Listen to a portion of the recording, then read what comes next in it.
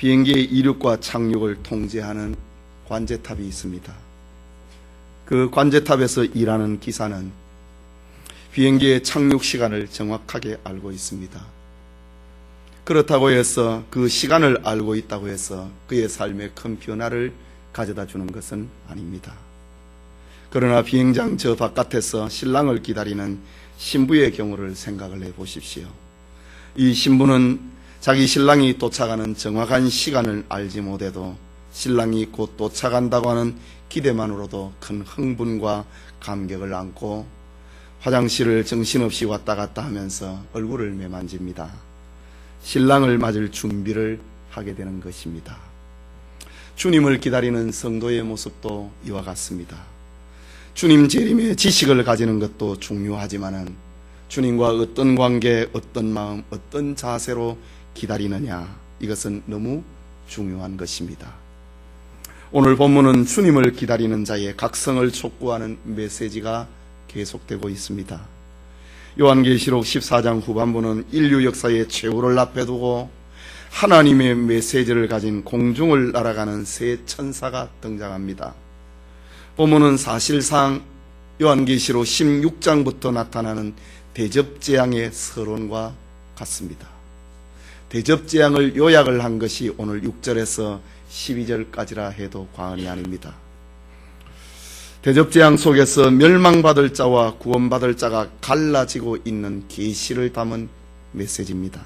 이 시간 공중을 나는 새 천사의 경고, 하늘을 나는 새 천사의 경고라는 제목으로 요한계시록 강해 계속하고자 합니다. 새 천사가 등장을 하는데 첫 번째 천사는 영원한 복음을 가진 천사입니다. 6절 말씀을 다시 보면은 또 보니 다른 천사가 공중에 날아가는데 땅에 거하는 자들 곧 여러 나라와 족속과 방언과 백성에게 전할 영원한 복음을 가졌더라. 마지막 종말 시대에 하늘을 날아가는 한 천사를 보았다. 그 천사는 땅에 거하는 자들에게 전할 영원한 복음을 가지고 있더라 라고 합니다. 반모섬에 유배된 사도 요한은 어린 양 예수님과 함께 시온산에 선 14만 4천인의 모습을 보았습니다. 저들은 하나님의 계명을 지키고 예수 증거를 가진 자들로서 한결같이 세상에서 믿음의 승리를 쟁취한 자들이었습니다. 1절에서 5절까지 말씀입니다. 하늘의 영광을 보고 있는 그때에 요한은 한 천사가 공중을 날아가는 장면을 보았습니다. 그 천사는 땅에 있는 성도들에게 전할 메시지를 가지고 있었습니다. 그 천사는 땅에 거하는 여러 나라와 족속과 방언과 백성들에게 전할 영원한 복음을 가졌더라 라고 합니다. 왜 천사가 인류에게 전할 영원한 복음, 인류에게 전할 복음을 영원한 복음이라고 했을까? 인류를 구원할 십자가의 복음이 영원한 것이기 때문입니다. 행위가 아니라 예수 그리스도의 공로를 믿는 믿음으로 구원을 얻는 그것은 창세 이후로 영원하고 변치 않기 때문에 그렇습니다. 하나님께서 세상을 구원할 다른 복음을 주신 일이 없기 때문에 천사가 전할 복음을 가리켜 영원한 복음이었다 라는 말입니다. 구원 얻을 다른 이름을 하나님이 우리에게 주신 일이 없기 때문입니다. 그렇다고 이 복음을 온 세상에 전해서 온 세상의 모든 사람들을 다 구원시켜야 된다고 하는 그런 말로 이해할 필요는 없습니다. 이유는 복음이라고 하는 것은 구원의 의미만 가지고 있는 것이 아니라 심판의 의미도 함께 가지고 있기 때문입니다. 우리가 전도를 한다, 복음을 전한다, 그것은 하나님의 백성과 하나님 백성 아닌 자를 구별시키는 기능을 하게 됩니다. 바울이 소아시아 지역을 전도하러 다녔다, 전도했다, 설교했다. 그 결과는 둘로 나누어졌습니다. 복음을 영접하는 자와 영접하지 않는 자로 나누어졌습니다. 복음은 하나님의 백성된 자들에게는 기쁜 소식이 되지만은 하나님의 백성 아닌 자들에게는 경고가 됩니다.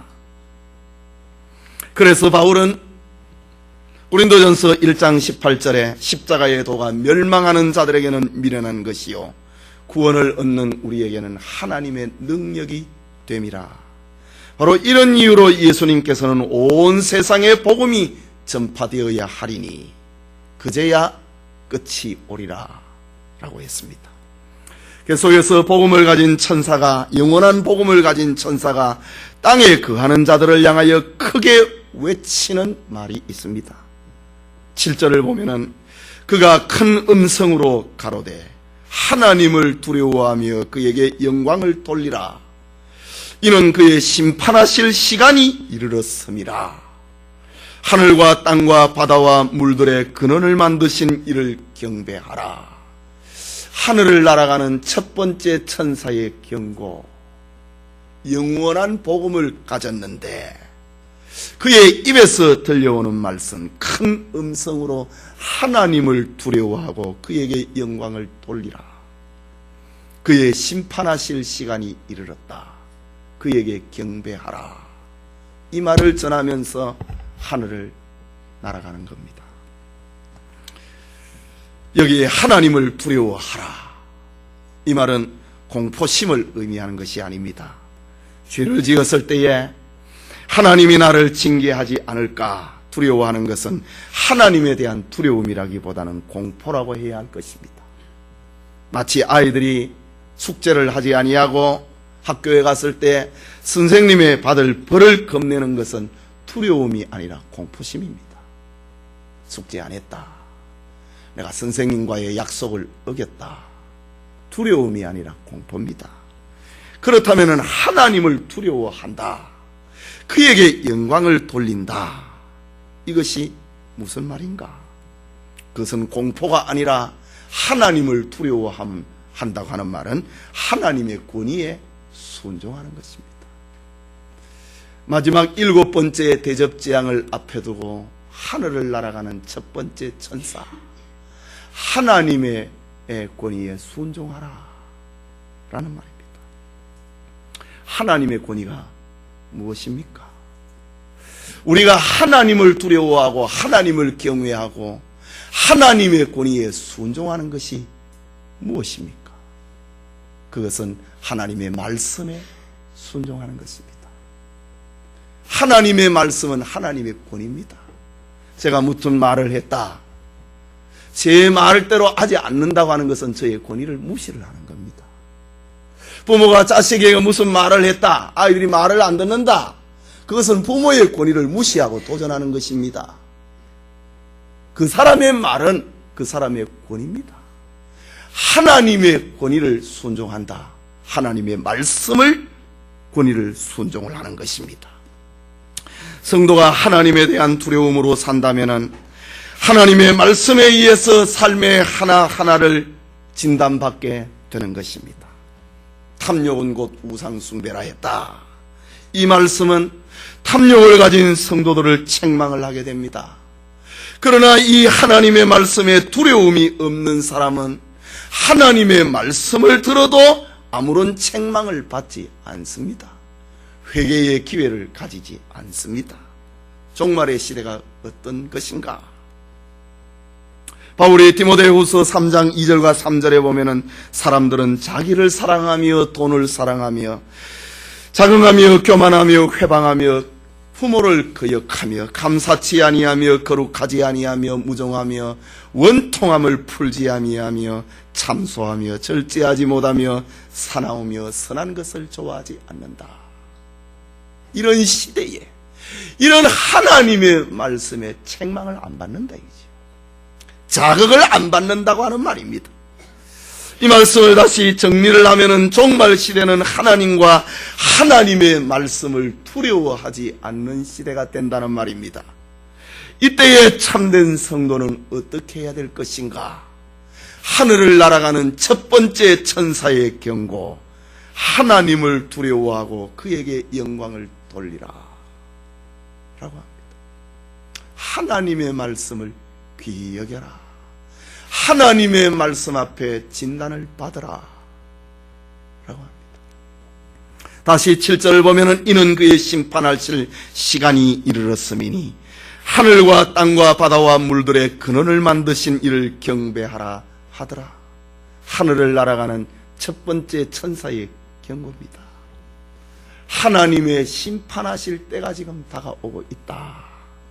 그걸 알려주고 있습니다. 우리는 하나님을 사랑할 뿐만 아니라 하나님의 심판이 멀지 않았음을 깨달아야 됩니다. 그런데 오늘날 과연 성도들이 하나님의 심판이 가까웠다는 사실을 인식을 하고 살아가는가? 오늘 저녁에 만약에 하나님의 심판이 있다고 하면 아마 낮에 왔던 교인들 다 올 겁니다. 그 인식을 안 한다. 하나님의 심판이 멀리 있는 것으로 생각을 합니다. 종말 시대를 살아가는 성도들의 경고, 하나님의 심판이 멀지 않았다고 하는 걸 알아라. 너무너무 느긋하게 살아가고 있습니다. 오늘날 죽음에 대해서도 사람들이 그렇습니다. 이유는 죽음이 나에게서 너무 멀리 있다고 생각을 합니다. 건강하다고 하는 이유로, 젊었다고 하는 이유로, 여러 가지 일로 인하여서 죽음은 나에게서 멀리 있다고 생각을 합니다.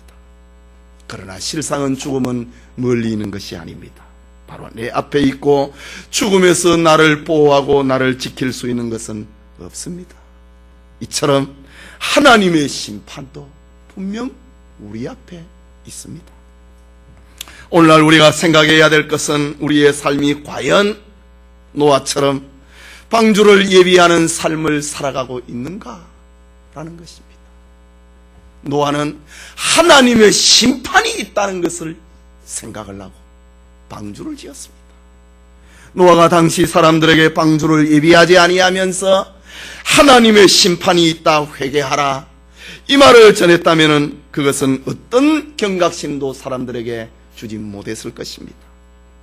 그러나 방주를 예비하는 노아의 삶은 사람들의 반응이 어떻든지 간에 그 자체가 심판을 경고하는 것이었습니다.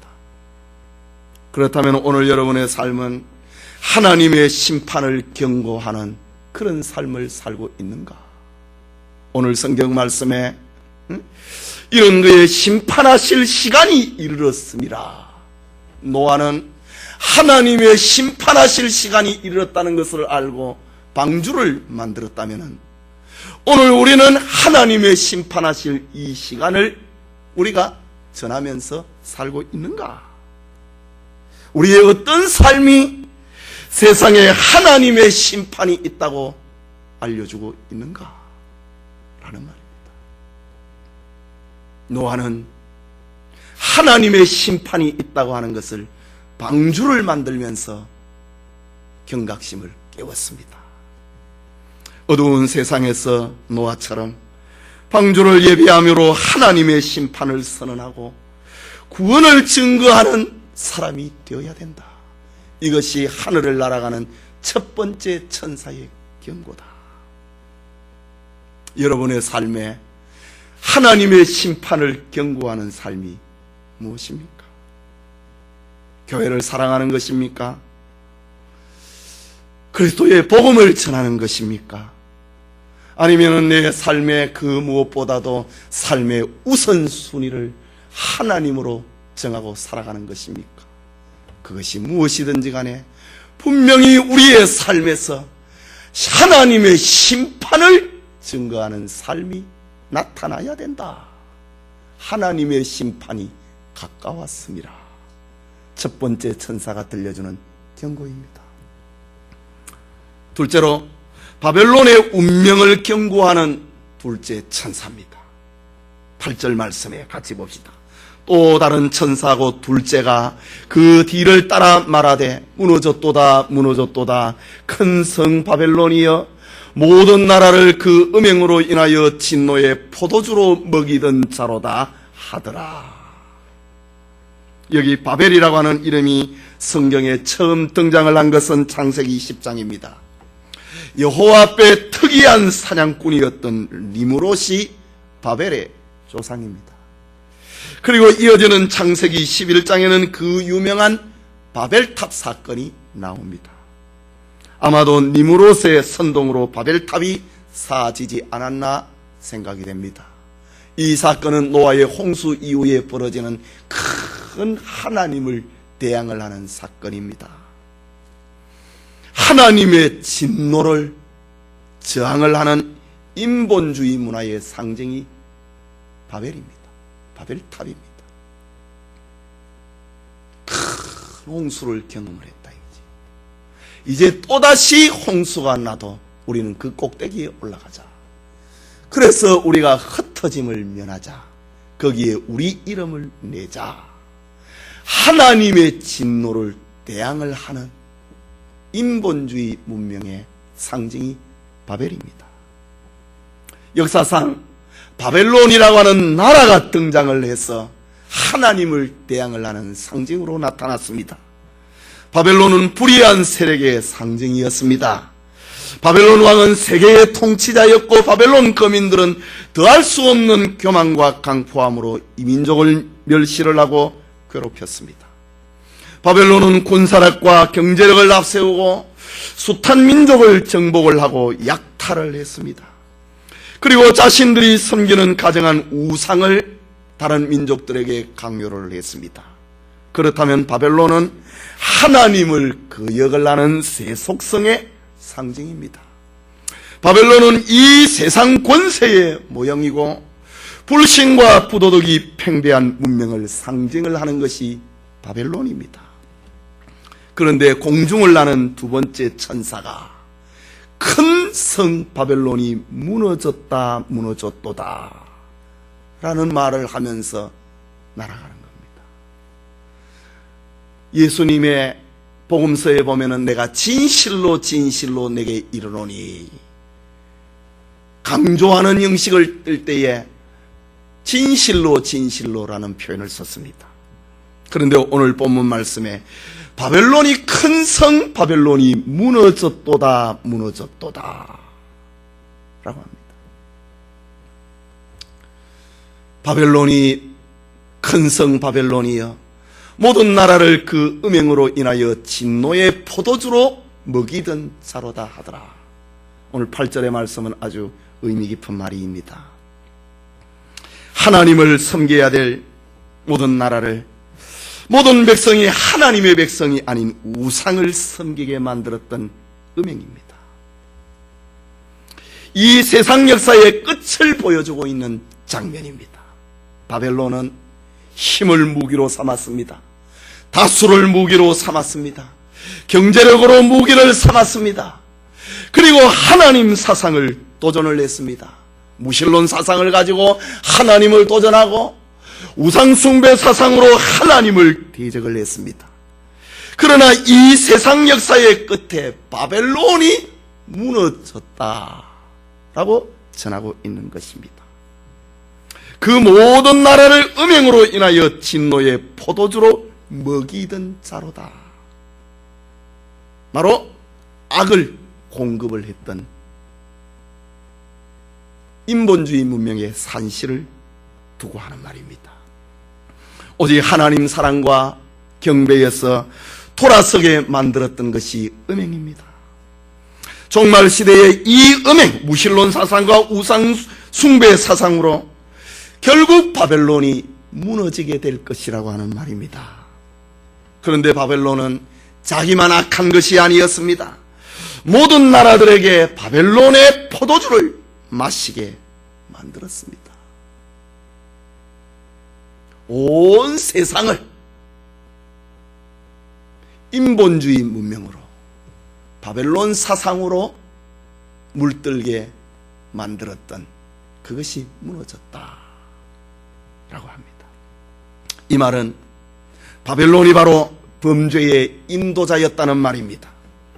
바벨론은 약육강식의 힘의 논리를 가지고 진리와 정의와 올바른 삶의 원칙들을 하나님의 백성들의 하나님의 삶의 방법을 아무것이 아닌 것으로 만들어버렸던 그 주범을 두고 하는 말입니다. 세상 모든 나라들이 바벨론을 쳐다보고 저렇게 사는 것이 모범국가구나. 세상의 모든 백성들이 저렇게 사는 것이 모범시민이구나. 그것을 물들게 만들었던 사상, 그것이 바벨론 사상입니다. 이것이 바벨론이 세상에 공급을 하였던 진노의 포도주였습니다. 하나님 없이 우리가 살 수 있다. 우리가 왕이다. 약육강식으로, 힘의 논리로, 경제의 논리로, 다수결의 논리로 세상을 지배했던 바벨론 사상. 그렇게 하는 것이 모범국가구나. 바벨론 나라처럼 살아가는 것이, 백성처럼 살아가는 것이 이 세상을 살아가는 참된 사람들의 삶의 방식이구나. 바벨론 사상입니다. 이것이 무너졌다고 합니다. 결국 바벨론의 사고방식은 하나님을 왕으로 인정하지 않는 것입니다. 바벨론은 온 세상에 바로 이런 죄악을 퍼뜨렸습니다. 온 세계 만민들에게 악을 물들게 만들었던 그런 사상입니다. 이런 바벨론 사상은 세상만 물들인 것이 아닙니다. 교회도 바벨론 사상으로 물들이고 있습니다. 누구나 교회를 개척을 할 때의 소망은 성장하는 것입니다. 빨리 100명이 되고 200명이 되고 1000명을 모으는 것이 바로 바벨론 사상입니다. 이런 성장 목표에 소원을 두고 목회를 하면은 그에게 가장 모범적인 교회는 빠른 시일 내에 성장하는 교회가 됩니다. 물론 성장하고 부흥하는 것 자체가 잘못은 될 수가 없습니다. 문제는 성장하고 부흥하는 것 자체에 목표를 삼고 온갖 세상의 이벤트와 프로그램으로 도입을 하는 바벨론 경영이 문제인 것입니다. 그러면은 한 영혼을 사랑을 하고 관심을 가지라는 그리스도가 무시를 당하고 맙니다. 하나님의 관심은 많이 모이는 것이 아닙니다. 세상에 또 다른 성공 신화를 만들어내는 것이 아닙니다. 하나님의 진정한 관심은 잃어버린 백성의 찾아짐에 있습니다. 죄에 종된 사람들이 하나님의 자녀됨에 하나님의 관심이 있습니다. 자기 중심의 삶에서 하나님 영광 위주의 삶을 살아가며 하나님의 관심이 있습니다.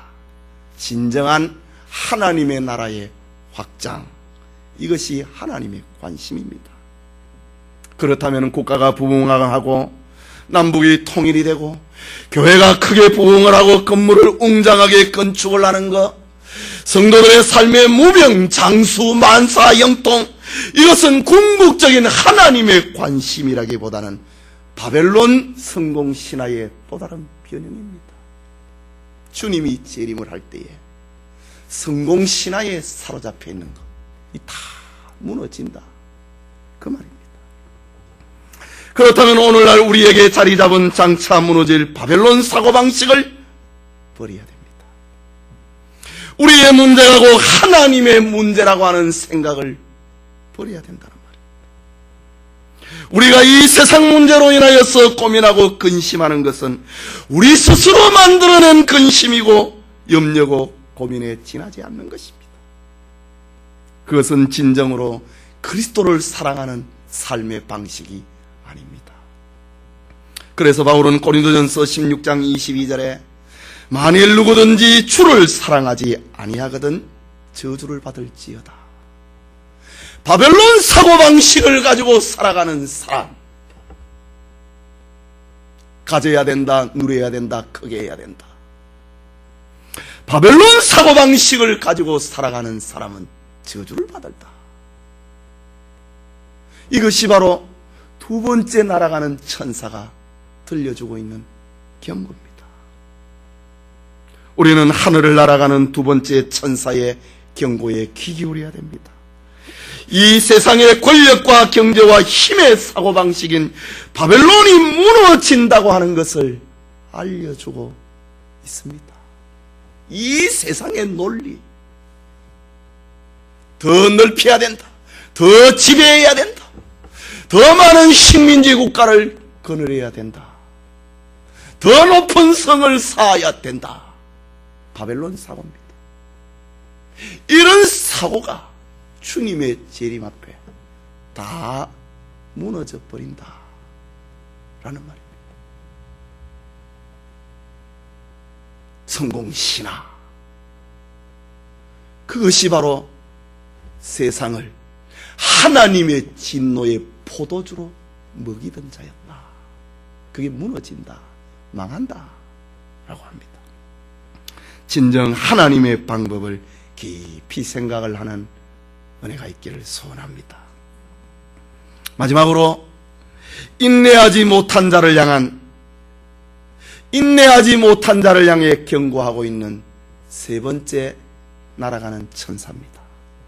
이에 속담에 참을 인자 셋이면 살인도 면한다는 말이 있습니다. 이것은 인내가 얼마나 중요하고 얼마나 큰 힘을 발휘하는가를 보여주는 극단적인 증거입니다. 신앙에서도 인내라고 하는 것은 너무 중요한 덕목 가운데 하나입니다. 성경은 먼저 인내하지 못한 자의 결과를 들려주고 있습니다.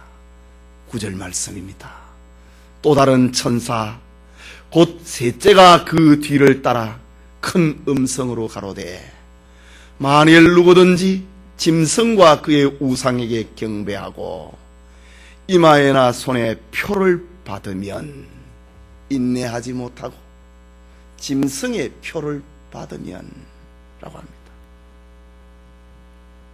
마지막 환란의 시대에 사탄은 무차별적으로 성도를 공격을 합니다. 이때 환란을 이기지 못하는 자들은 짐승으로부터 이마나 손에 표를 받게 된다고 13장에 말을 했습니다. 이것은 모든 경제활동을 가능하게 하는 일종의 짐승의 사고요, 바벨론의 경영을 두고 하는 말입니다. 이때의 믿음이 약한 성도들은 당장 먹을 것, 입을 것을 위하여서 짐승의 표를 받게 됩니다. 참지 못하고 말입니다. 먹을 것, 입을 것을 위하여서 짐승의 표를 받는다고 하는 것은 하나님의 구원을 값없는 것으로 만들어버리는 것입니다. 하나님의 구원을 가치없는 것으로 여기고 바로 눈앞에 있는 먹는 것, 마시는 것, 입는 것 때문에 하나님 신앙을 포기하는 자, 인내하지 못한 자가 받을 벌입니다. 오늘날에도 얼마나 많은 사람들이 출세를 위하여서 신앙 양심을 버립니까? 명예를 위하여서, 재물을 위하여서 신앙의 양심을 버리고 맙니까?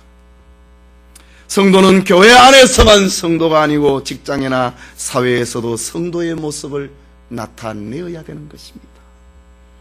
계속해서 본문 10절 11절을 보면은 인내하지 못한 자가 받는 벌에 대해서 말합니다. 그도 10절에 그도 하나님의 진노의 포도주를 마시리니 그 진노의 잔에 섞인 것이 없이 부은 포도주라. 거룩한 천사들 앞과 어린 양 앞에서 불과 유황으로 고난을 받으리니 그 고난의 연기가 세세토록 올라가리로다. 짐승과 그 우상에게 경배하고 참지 못하고 말입니다. 경배하고 그 이름의 표를 받는 자는 누구든지 밤낮 쉼을 얻지 못하리라 라고 합니다. 불과 유황으로 고난을 받을 것이다. 그 고난의 연기가 세세토록 올라갈 것이다. 짐승과 그의 우상에게 경배를 하고 그 이름의 표를 받는 사람은 누구든지 밤낮 쉬지 못할 것이다.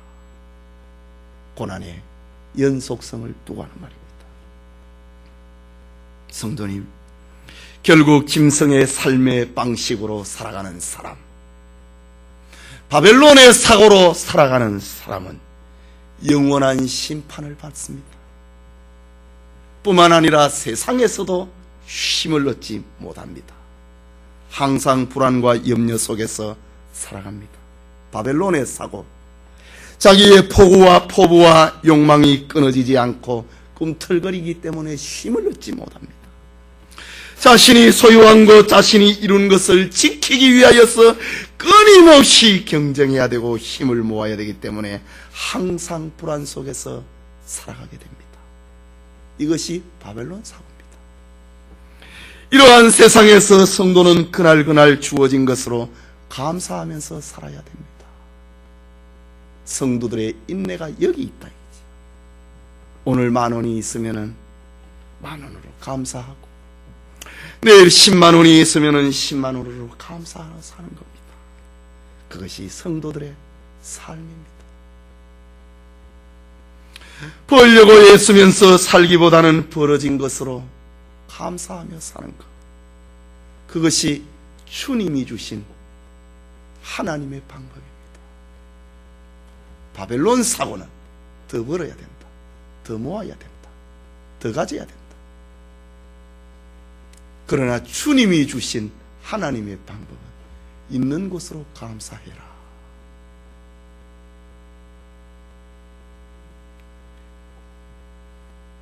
그리고 살아라. 이것이 하나님의 삶의 방식입니다. 이것이 짐승의 사고방식이 지배하는 세상에서 살아남는 성도의 삶의 방법입니다. 바벨론의 사고가 지배하는 종말 시대에 살아가는 성도들의 삶의 방법이다. 없으면 없는 대로 살아라야지. 그래야 믿음을 지킬 수 있다. 더 가지려고 하면 믿음 못 지킵니다. 더 누리려고 하면 믿음을 못 지킵니다. 성도들은 최후 심판의 심각성을 느껴야 됩니다. 나 조금만 참으면 주님이 오신다. 그래야 하나님의 심판에서 낙오되지 않는다고 하는 세 번째 천사가 들려주고 있는 메시지입니다. 이 생에서 잠깐 누리는 평안과 쾌락 때문에 영원토록 누릴 기쁨을 포기한다면 얼마나 어리석은 일이겠습니까? 하지만 세상에는 순간의 기쁨을 위하여서 너무 많은 것을 잃어버리는 사람들이 있습니다. 재물 때문에, 명예 때문에, 이성 때문에 너무 많은 것을 잃어버리면서 사는 이들이 있습니다. 직장 때문에, 친구 때문에, 가족 때문에 신앙을 잃어버리는 경우입니다. 이런 사람들에게 장차 더 큰 환난이 닥친다고 생각을 해보십시오. 바벨론의 사고를 가지고는 이길 수가 없습니다. 너무 쉽게 무너져버리고 말 것입니다. 그러나 오늘 본문 12절을 봅니다. 성도 같이 봅시다. 성도들의 인내가 여기 있나니 저희는 하나님의 계명과 예수 믿음을 지키는 자니라. 짐승의 표를 받지 아니하면은, 바벨론 사고를 가지지 아니하면은 세상에서 못 사는데, 바벨론의 사고방식, 힘의 논리, 경제 논리, 다수의 논리를 가지지 아니하면은 세상에서 못 사는데, 하늘을 날아가는 세 번째 천사가 들려주고 있는 말, 성도들의 인내가 여기 있나니 저희는 하나님의 계명과 예수 믿음을 지키는 자니라. 인내해야 하나님 계명 지킬 수 있고, 인내해야 예수 믿음을 빼앗기지 않는다는 말입니다. 여러분, 인내가 무엇입니까? 세상 사람들이 몰라준다 하더라도 주님께 인정받으면 된다고 하는 것입니다. 주님의 이름을 위하여서 물질을, 권력을, 재물을 포기를 할 때에 세상 사람들은, 바벨론 사고를 가진 사람들은 분명 어리석다고 말할 것입니다. 그러나 주님은 그 신앙을 오히려 칭찬합니다. 신자에게 중요한 것은 세상에서의 성공이 아니라 하나님의 말씀을 지키고 믿음을 지키는 것입니다. 주님이 재림할 때에 여러분이 무엇이 제일 중요하다고 생각합니까? 성공했다. 이 무너질 세상에서 성공이 무슨 의미가 있습니까? 많이 가졌다. 불타버린 세상에서 무엇이 의미가 있겠습니까? 주님은 이것을 들려준다. 지금 앞으로 16장부터 마지막 큰 재앙, 7 대접재앙을 앞에 놓고 대접재앙, 마지막 종말 심판 아래서 성도들이 어떻게 살아남을 것인가? 바벨론 사고는 버려야 된다. 성도의 종말 시대에 성도들에게 정말 중요한 것은 세상에서 출세가 아니라고 합니다. 성공이 아니라고 합니다. 하나님의 말씀을 지키고 그 믿음을 지키는 것이 성공이라고 말하고 있습니다. 권력과 돈이 지배하는 세상에서 믿음으로 살아가는 것, 그것이 성도들의 인내다 들려주고 있습니다. 이미 살펴보았던 요한계시록 13장 10절에 보면은 사로잡는 자는 사로잡힐 것이요 칼에 죽이는 자는 자기도 마땅히 칼에 죽으리니 성도들의 인내와 믿음이 여기 있느니라. 사로잡힌다, 칼에 죽는다, 이 말은 세상의 힘의 논리를 거부하는 겁니다. 바벨론의 논리를 거부하는 것입니다. 예수님이 감람산에서 기도할 때에 제자 가룟 유다의 배반으로 인하여서 대제사장의 군인들이 찾아왔습니다. 그때에 성격이 급한 베드로는 칼을 빼어서 내리쳤습니다. 대제사장 말고의 기가 떨어져 버렸다. 얼굴에 맞았으면 죽었을 텐데 귀가 빗 맞아서 귀가 날아가 버렸습니다. 예수님께서는 떨어진 귀를 붙여주면서 치료하십니다. 그리고 베드로에게 너 검을 꽂으라. 검을 가진 자는 검으로 망한다. 바벨론의 사고방식에 대한 주님의 방법입니다. 그래야 이긴다 이 말입니다. 성도들의 세상의 승리의 비결은 검으로 가지고 바벨론의 방식을 가지고는 세상을 이길 수 없다. 힘의 논리를 거부하는 것, 바벨론의 논리를 거부하는 것. 사로잡는 자는 사로잡힐 것이요 칼에 죽이는 자도 자기도 함께 마땅히 죽는다. 몸을 내 맡긴다. 이렇게 살아가는 것이 성도들의 인내다. 종말 시대에 승리하는 비결이다. 이런 성도의 삶이 바로 바벨론의 삶의 방식을 정죄하는 것입니다. 칼을 쓸 수 있으면서도 칼을 쓰지 않는 것, 그것이 바벨론의 사고를 정죄하는 겁니다. 이런 삶이 바로 방주를 예비하는 노아의 삶이라 해야 할 것입니다. 하나님이 기뻐하는 자로 남는 것입니다. 그 소망이 날마다 인내하게 만듭니다. 바울은 이런 삶을 가리켜서 고린도후서 6장 8절 이후에 이렇게 말합니다. 속이는 자 같으나 참되고 무명한 자 같으나 유명한 자요 죽는 자 같으나 보라 우리가 살아있고 징계를 받는 자 같으나 죽임을 당하지 아니하고 근심하는 자 같으나 항상 기뻐하고 가난한 자 같으나 많은 사람을 부요하게 하고 아무것도 없는 자 같으나 모든 것을 가진 자로다.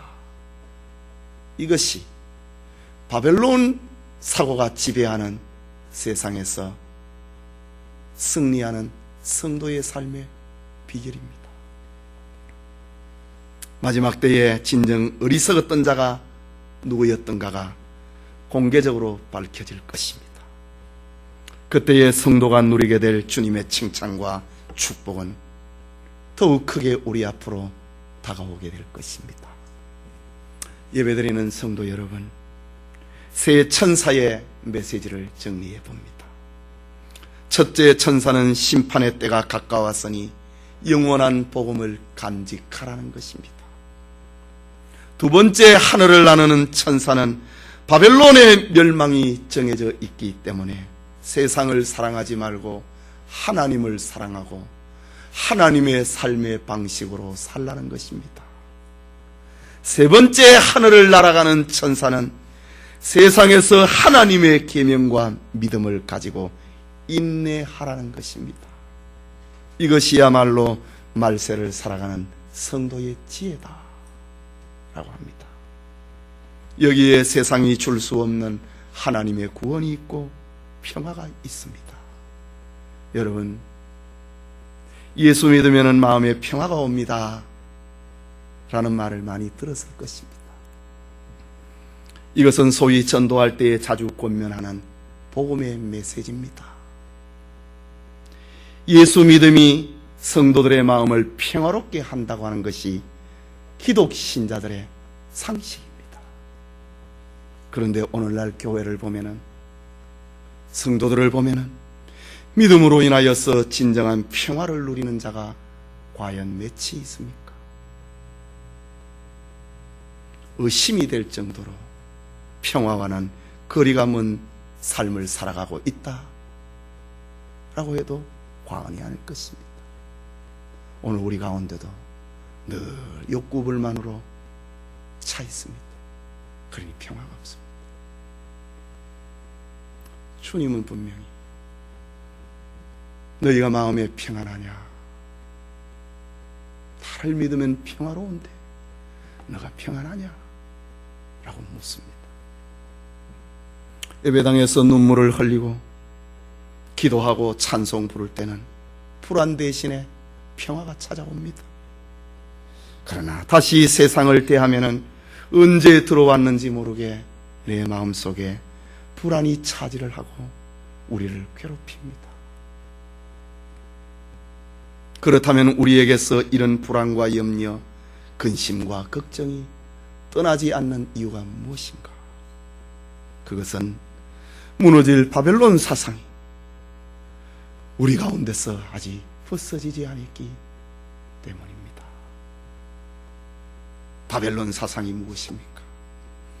현재 자신이 처해 있는 상황과 기대감이 일치하지 않기 때문입니다.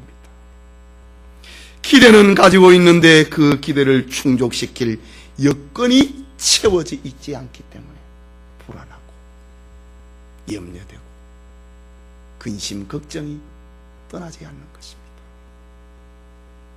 그렇다면 우리 인생에게 언제 이런 기대가 다 충족이 될 것인가? 옛말에 말 타면 종 부리고 싶다고 하는 말이 있습니다. 내가 무엇인가를 가지게 되면 더 나은 무엇인가를 바라게 되고 늘 무엇인가에 부족하다고 느끼는 삶입니다. 끝없는 갈증, 이것이 바로 무너질 바벨론 사상입니다. 에덴 동산에서는 그렇지 않았거든요. 그러나 이 세상의 사고, 무너질 바벨론 사상, 말 타면 종 부리고 싶은 겁니다. 더 가지고 싶다, 더 누리고 싶다. 그러나 주님이 주시는 참된 평안은 환경의 개선에 있지 않습니다. 환경의 변화에서 가능한 것이 아닙니다. 주님이 주신 평안은 내 기대감을 포기하는 데서 가능해지는 것입니다.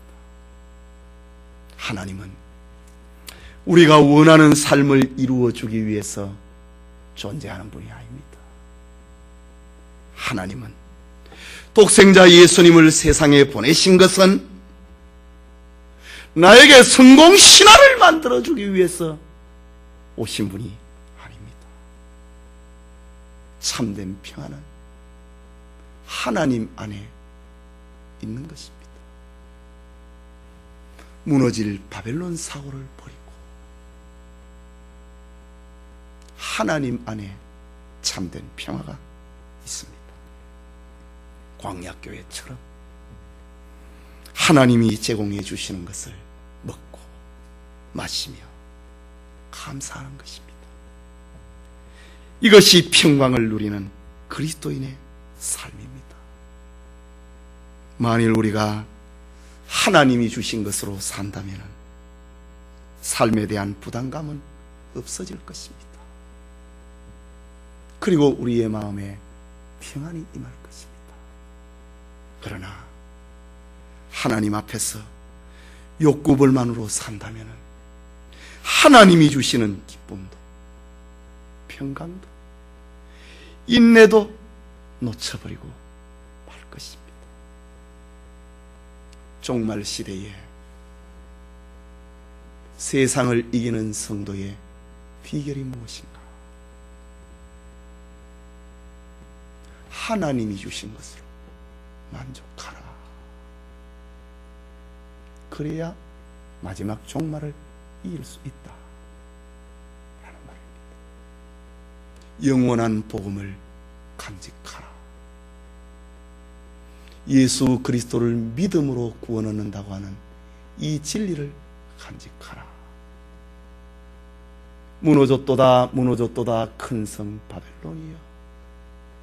바벨론의 사고는 잠시 후에 끝나버린다. 인내하라. 하나님이 주신 있는 것으로 감사하라. 더 가지려고 하면은 믿음 못 지킨다. 더 누리려고 하면은 짐승의 표를 받는다. 더 가지려고 할 때에 짐승에게 경배하게 된다. 있는 대로 먹고 있는 대로 살라. 감사하면서 살라. 그날의 괴로움은 그날의 족하니라.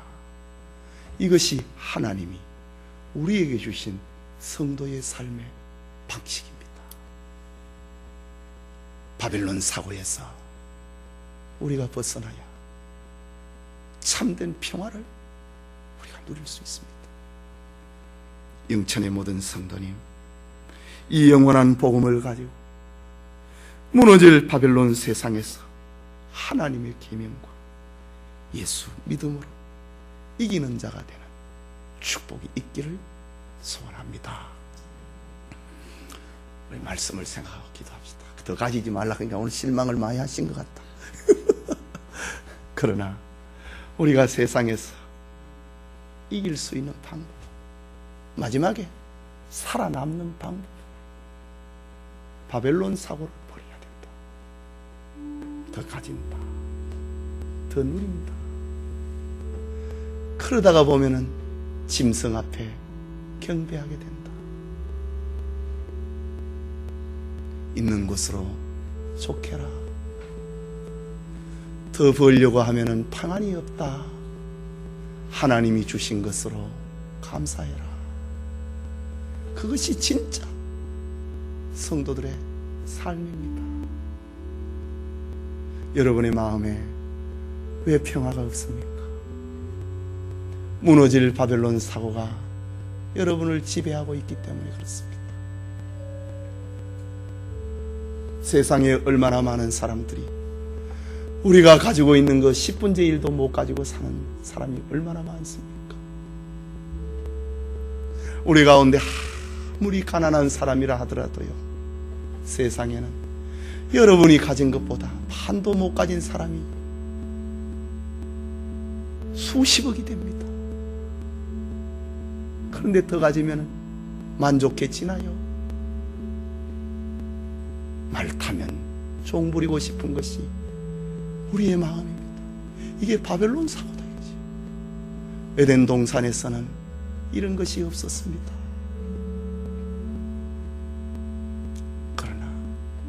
우리를 하나님에게서 떼어놓으려고 마귀가 이 세상을 바벨론 사고로 집어넣습니다. 성공해야 훌륭한 사람이다. 출세해야 옳은 시민이다. 권력을 가져야 너 집안을 일으킨다. 이거 전부 바벨론 사고입니다. 그러나 신자들은 검을 들지 아니했습니다. 그렇기 때문에 로마 제국의 10대 박해 속에서 사자의 밥이 되고 사나운 짐승에게 물려 죽어도 바벨론 사고를 벌였다. 그러니 그 앞에 환하게 천국문이 열린 것입니다. 여러분, 피곤합니까? 욕심을 내려놓지 않아서 그렇습니다.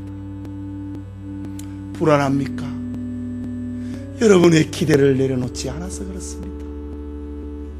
그래가지고는 마지막 종말 시대를 못 이깁니다. 하늘을 날아가는 새 천사가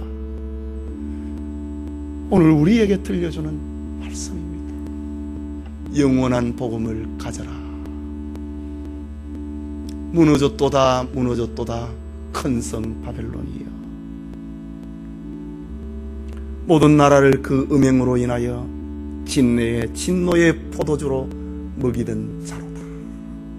이 세상을 이런 사고로 병들게 만들었던 바벨론이 무너진다. 인내해라.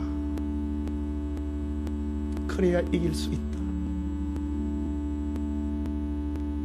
우리의 가슴 속에 하나님의 나라가 회복되게 해달라고 기도하십시오.